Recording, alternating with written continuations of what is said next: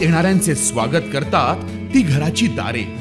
आपले घर, बंगला, ऑफिस, फार्म हाऊस यासाठी सुंदर डिझाईन केलेली jumbo French door, safety door आणि तीही 18 गेज GI सेक्शन मटेरियल वापरून आणि 80 मायक्रॉन पावडर कोटिंग केलेली, संपूर्णपणे मेंटेनन्स फ्री, नजर खिळून राहील असे आकर्षक सर्व प्रकारचे डोर्स मिळण्याचे नाशिक मधील एकमेव नाव शिवाय एंटरप्राइजेस।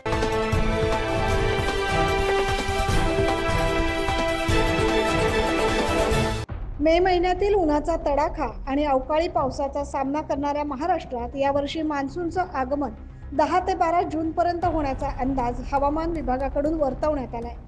मागील वर्षाच्या तुलनेत यावर्षी मान्सूनचे आगमन वेळेपूर्वी होत असून नागपूरमध्ये 12 जूनपर्यंत मान्सूनच्या सरी कोसळण्याची दाट शक्यता वर्तवण्यात आली। सध्या कन्याकुमारीच्या आसपास चक्रीवादळ स्थिती आहे, तसेच केरळ किनारपट्टीवर कमी दाबाचा पट्टा निर्माण झाला असून त्याची आस मराठवाड्यापर्यंत आहे।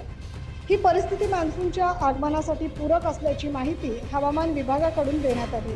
मान्सून साधारणपणे 1 जूनपर्यंत देशाच्या प्रवेशद्वाराजवळ म्हणजेच केरळच्या टोकावर हजेरी लावतो।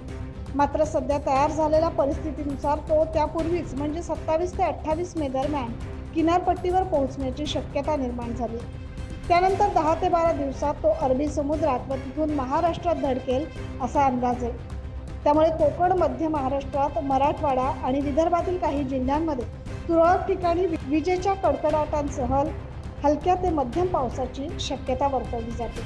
Bureau report, 9 news Maharashtra.